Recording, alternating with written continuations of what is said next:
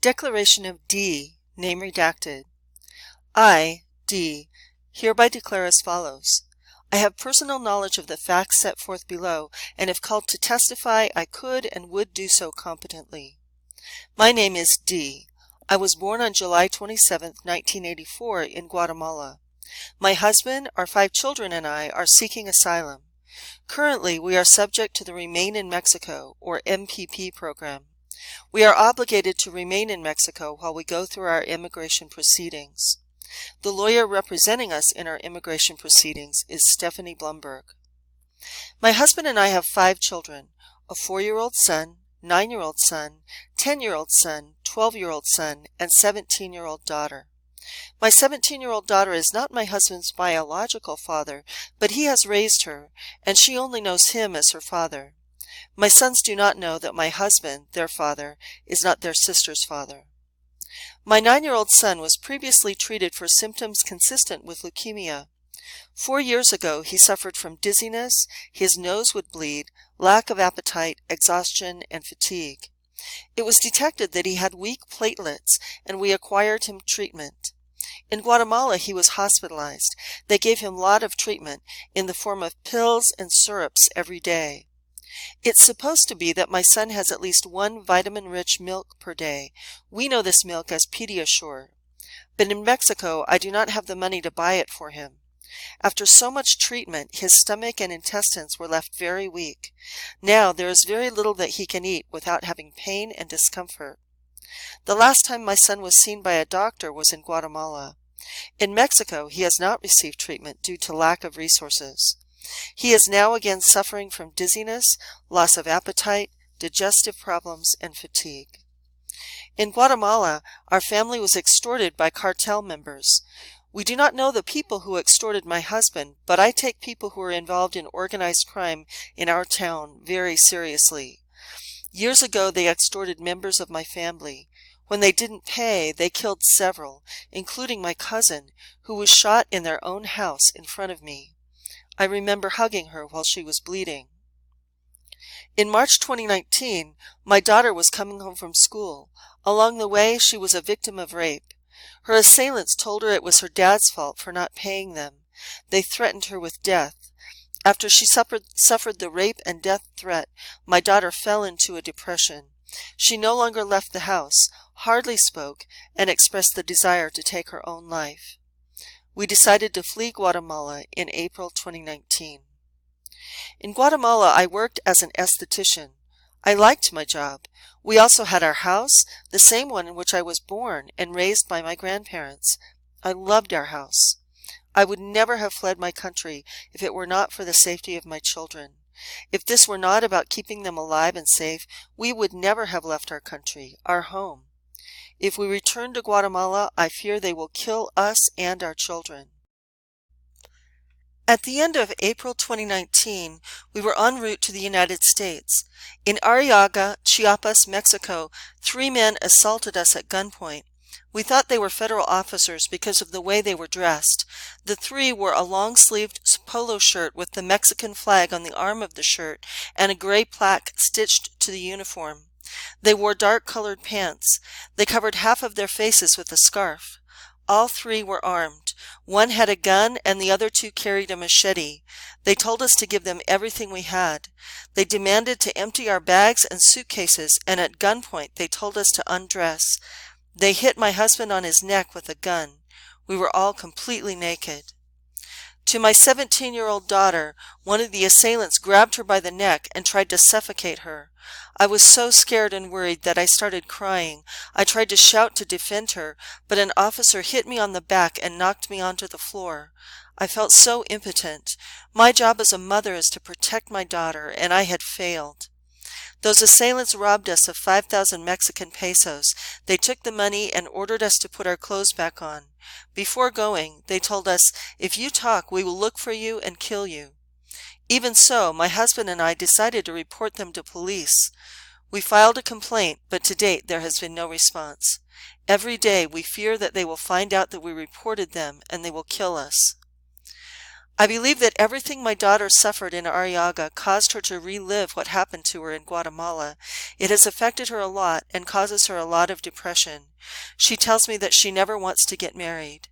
There are days that she does not even want to leave her room. I want my daughter to get therapy. She has told me crying, "Do you think therapy would help me forget? It hurts." Apart from the trauma of being assaulted, that same night we were left with nothing. We had to sleep in a park without money for a hotel or to eat. We looked for shelters but could not find any. When we were finally on our way to Tijuana, the truck we were going in caught fire. We all got off the truck and had to sleep one night on the side of the road. The next day they put us in trucks and we continued on our way. When we finally arrived in Tijuana, we tried to present ourselves to ask for asylum, but we never got to the port of entry because other people told us there were 12,000 people on the list, as they called it. On or about August 8th, we were arrested by U.S. immigration officers. We immediately requested protection in the form of asylum. They took us all together to the Chula Vista Border Patrol Station. Inside the station, they separated my husband from my children and me. The cell was cold and dirty. They gave us only cold burritos to eat. I asked an officer if they had something different to eat for the children. Ever since my 9-year-old son went through treatment in Guatemala, he has a limited diet. The officer responded by saying, "This is not a hotel. I'm fed up with you." We were not given toothpaste, toothbrushes, or soap. They took my husband's sweater and my 17-year-old daughter's sweater as well. I think they do this to punish you. My 10-year-old son got sick with a cough. The bathroom was inside the cell, and everyone could see when we used it. They left the lights on all night and all day. I did not know that I could declare our fear of returning to Mexico, and nobody asked me. On our second day, an officer entered our cell and called me by name. He told me that we were going to be returned to Mexico. I begged the officer to let us stay in the U.S. The officer replied that, even if we didn't like it, we were going to be returned. The immigration officers never asked me about our fear of returning to Mexico. I was told that our first court was on September 3rd, 2019.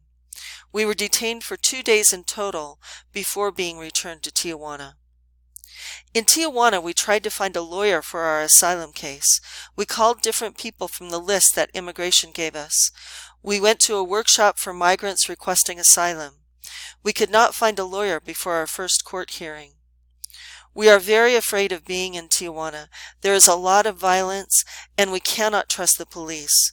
I think a lot about my daughter, who is still dealing with trauma. I worry a lot about my son, who is sick. I worry about the safety of my children in Tijuana. At the end of August 2019, there was a shooting in front of where we were staying here in Tijuana. We heard the shots and we all hid in a room. The owner of the house told us that it was a confrontation between drug traffickers and the Mexican Navy. My children are very afraid to leave the house. My daughter doesn't even let me go to other rooms alone. My children do not sleep. My youngest son, the 4-year-old, asked me if they will come to kill him.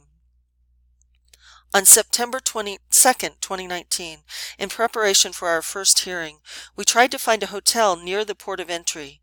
Immigration officials told us that we had to be present at the port of entry at 3 in the morning to arrive at our hearing at 8 in the morning on time. We could not get transportation for that time. With no other option, we had to spend the night on the street in front of the port of entry. That night I could not rest. And although I did not know what to expect in court, I had hope. I felt happy that maybe the judge would give us the opportunity to stay in the U.S. with our sponsor, who is waiting for us. Our sponsor is my husband's aunt, who is a U.S. citizen. When we arrived at the court, they put us in a waiting room before being allowed to enter the courtroom. There were a lot of people, all waiting for their case just like us. The courtroom filled with people, and we were all waiting for the judge. When the judge came out, he talked to everyone in the courtroom. He explained our rights and that he was going to reschedule our hearing. He gave us a lot of information, but it was difficult to pay attention. My children were very tired. They could barely keep their eyes open. At the end of the hearing, the judge asked everyone in the courtroom if we were afraid to return to Mexico. My husband and I raised our hands. After the court, we were returned to the port of entry before being sent to the Chula Vista patrol station, where we were originally detained. Upon arriving, I was separated from my husband again. My children stayed with me. We were again detained with the lights on 24 hours a day, being very cold and packed with many people. They gave us rotten burritos. I worried about my son's digestive problems. When I asked to change the burritos, an officer told us they were not so bad. We had to throw the burritos away, and we were not given more. They only gave us cookies. The cold bothered me a lot, and as I suffer from asthma, I had a hard time breathing. On the second day, I was so tired I was asleep when they gave us dinner at 11 p.m. When my daughter went for food, the officer scolded her and asked where the children's mother was. My daughter told the officer I was asleep, and the officer became upset. When my daughter told me what had happened, another lady who was in the cell told me to be careful because that officer reports the mothers that she says don't take care of their children, to separate them. My worst nightmare is losing my children. Therefore, I kept quiet. That same day, they interviewed me and the children. My husband was not present for the interview. Only my children and I were there. They took us to a small, windowless room. 2 officers interviewed me by phone. One asked me questions in English, and the other translated. During our interview, a Border Patrol officer wearing a green uniform was present. He sat in the room with us and watched me. I did not feel comfortable with him present because he could hear all my answers. During the interview, another officer came in and brought coffee and breakfast to the officer who was already sitting inside with us. I was so hungry that it was very difficult to ignore the smell of food and coffee. When the officers over the phone finished with me, they questioned my 17-year-old daughter and my 12-year-old son. They were asked about what happened to us in Chiapas and if they were afraid of being in Mexico. They only allowed us to answer yes or no. They did not want explanations. We were detained 3 days in total. At some point, I asked to use the phone. I wanted to speak with my husband's aunt. The officer told me, yes, you can use the phone to speak to the consulate, but that is only to be deported. I told them that I did not want to use the phone. The next day, they took us out of the cell to sign documents.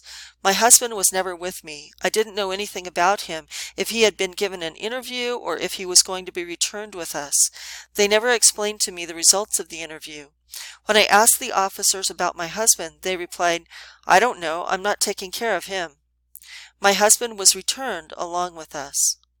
On September 19th, we had our second court. This time, when the judge asked who was afraid to return to Mexico, my husband and I did not raise our hand. We continue with the same fear, perhaps more, but our experiences in the holding cells have been terrible, and I feared it would be useless if they were going to deny us again. Our next court is on October 17th. I am still afraid of staying here in Mexico.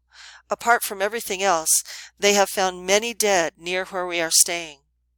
On October 10th, 2019, attorney Stephanie Blumberg called us to let us know that she could represent us in our immigration proceedings.